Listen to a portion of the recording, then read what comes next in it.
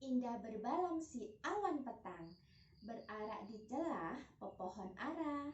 Pemanis kalam selamat datang, awal bismillah pembuka bicara. Assalamualaikum warahmatullahi wabarakatuh. Hai anak-anak semuanya, jumpa lagi dengan Bu Septi ya. Kali ini kita akan belajar tentang apa? Siapa yang tahu kita akan belajar tentang apa? Tadi Bu Septi berbicara tentang apa tadi di awal sebelum salam? Kalau kalian tahu, ya benar, kita akan belajar tentang pantun. Pada kesempatan ini yang akan kita pelajari dua hal dulu ya. Yang pertama nanti tentang pengertian pantun, yang kedua tentang ciri-ciri pantun. Simak ya video berikut ini. Nah, baik anak-anak, kita akan mulai pelajaran ya. Kita akan belajar tentang pantun. Apa itu pantun? Pantun itu adalah jenis puisi lama yang tiap bait terdiri atas 4 baris serta memiliki sampiran dan isi. Sebenarnya dulu di kelas 4 sudah pernah belajar ini ya. Kalian tahu toh apa itu bait? Nah, bait itu terdiri dari beberapa baris. Kalau dalam pantun ada 4 baris. Bait juga ada di dalam puisi. Kalau di dalam bacaan itu namanya paragraf. Paham ya? Nah, kemudian di dalam pantun itu kan satu bait tadi ada 4 baris. Baris pertama dan kedua itu disebut dengan sampiran. Disebut apa anak-anak? Sampiran. Ingat ya, baris 1 dan 2 pada pantun disebut sampiran. Baris ketiga dan keempat disebut dengan isi.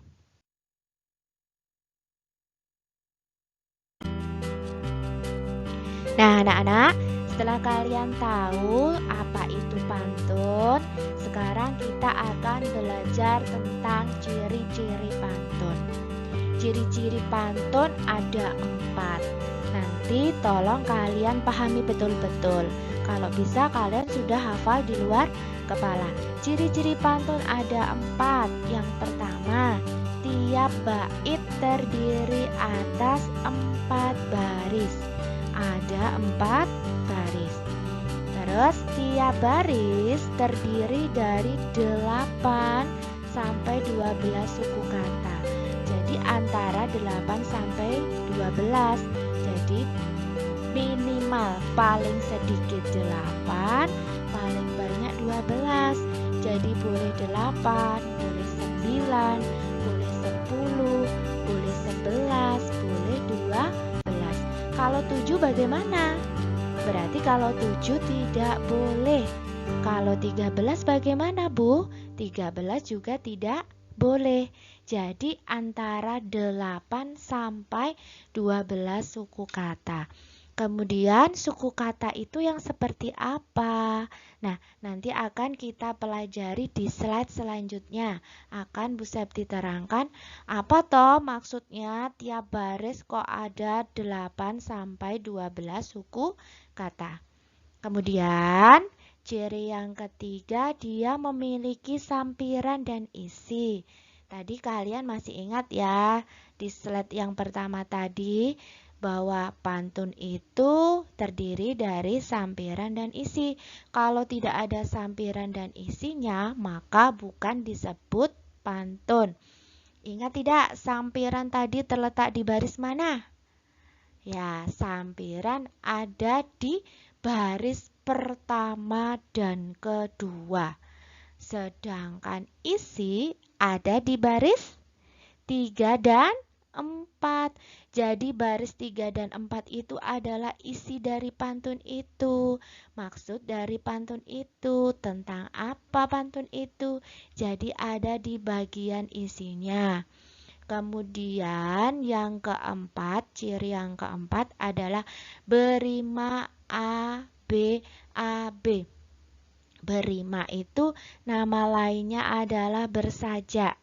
Jadi nanti di akhir baris itu bersajak ABAB. Ada sering yang menyebutnya bersajak atau berima abab. Maksudnya A, B, A, B. Nanti akan Bu Septi jelaskan di slide selanjutnya juga. Apa toh maksudnya rima ABAB atau rima abab itu atau sajak ABAB itu? Nanti kita lihat di contohnya ya.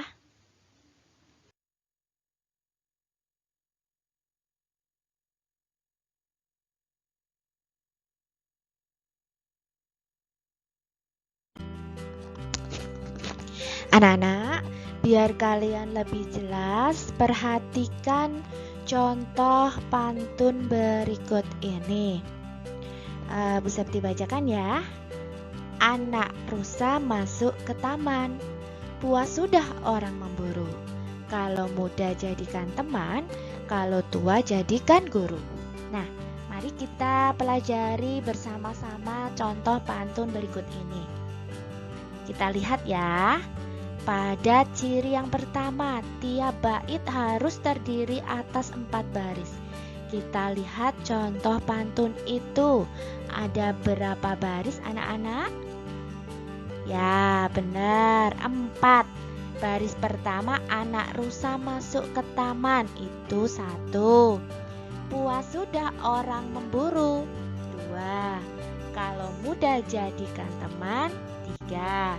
Kalau tua jadikan guru. Ada 4 baris.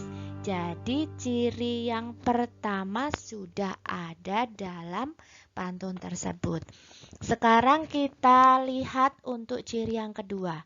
Jadi pantun harus tiap baris terdiri dari 8 sampai 12 suku kata.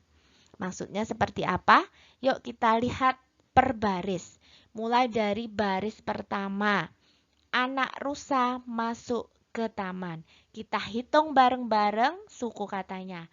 Anak, A1, nak 2, ru 3, sa 4, ma 5, su 6, ke 7, ta 8, man 9. Jadi ada 9 suku kata. Sekarang yang baris kedua. Puas sudah orang memburu. Kita hitung. Pu 1, was 2, su 3, dah 4, o 5, rang 6, mem 7, bu 8, ru 9. 9 suku kata. Perhatikan baris ketiga. Yuk bareng-bareng kita hitung.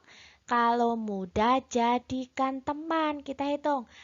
K1, lau 2, mu 3, da 4, ja 5, di 6, kan 7, te 8, man 9. Ada 9 suku kata. Sekarang yang baris keempat. Kita hitung bareng-bareng. Kalau tua jadikan guru. Kita hitung. K1, lau 2, tu 3, A4, ja 5, di 6, kan 7, ku 8, ru 9. Ada 9 suku kata. Jadi sudah benar semuanya ya. Tiap baris terdiri dari 8 sampai 12 suku kata. Tidak ada yang kurang dari 8 dan tidak ada yang lebih dari 12 suku kata. Jadi ciri pantun yang kedua sudah benar. Sekarang yang ciri ketiga, harus memiliki sampiran dan isi. Kalau kalian ingat, sampiran itu ada di baris pertama dan kedua. Sedangkan isi ada di baris ketiga dan keempat. Jadi baris pertama dan kedua pantun itu disebut sampiran. Bunyinya seperti apa sampiran dalam pantun itu? Ya, anak rusa masuk ke taman, puas sudah orang memburu. Itu disebut sampiran. Sekarang Mana yang disebut isi? Ya betul, ada di baris 3 dan 4. Kalau muda jadikan teman, kalau tua jadikan guru. Itu disebut isi. Sudah jelas ya anak-anak ya? Mana itu sampiran dan mana isi? Kalian bisa membedakan kan? Intinya kalau sampiran itu yang ada di baris 1, 2. Sedangkan isi, inti dari pantun itu ada di baris ketiga dan keempat.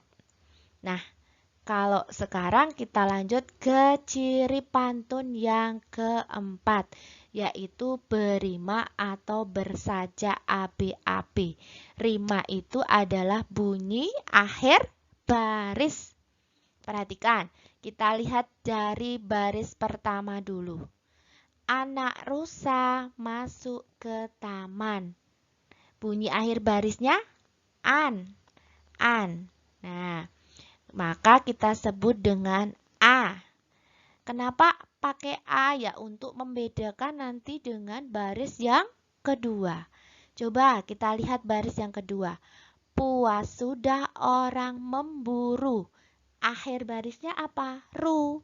Beda sama yang baris pertama tadi. Baris pertama tadi itu an, baris keduanya ru. Maka kita tulis sajaknya B. Karena beda dengan baris pertama. Sekarang kita lihat yang baris ketiga. Kalau muda jadikan teman. An lagi. Sama dengan baris keberapa tadi? Baris ke-1. Betul. Karena sama kita tulis A. Kita lihat sekarang yang baris keempat. Kalau tua jadikan guru. Ru. Beda dengan baris 3, tapi dia sama dengan baris kedua. Maka kita tulis dengan B. Yang bersajak A ada di baris 1 dan baris ketiga. Yang bersajak B ada di baris kedua dan baris keempat. Maka bisa disebut pantun itu bersajak A, B, A, B. Jadi, contoh yang Bu Septi tampilkan itu sudah benar ya. Sudah masuk dalam semua ciri-ciri pantun. Ciri-ciri pantun itu sudah ada semua di dalam contoh pantun itu. Maka itu disebut dengan pantun. Nah, demikian tadi anak-anak, kita sudah belajar ya. Yang pertama tentang pengertian pantun, yang kedua tentang ciri-ciri pantun. Kalian sudah jelas ya? Nah, kalau kalian belum jelas, nanti diputar-putar ulang video ini ya. Kalau perlu kalian catat di dalam buku, biar kalian jika lupa bisa membuka buku atau buka lagi video ini. Nah, setelah nanti kita latihan soal di jadwal selanjutnya di hari Jumat, untuk minggu berikutnya akan kita sambung lagi materi pantun tentang jenis-jenis pantun. Oke, cukup sekian dulu dari Bu Septi ya. Semangat belajar. Terima kasih. Wassalamualaikum warahmatullahi wabarakatuh.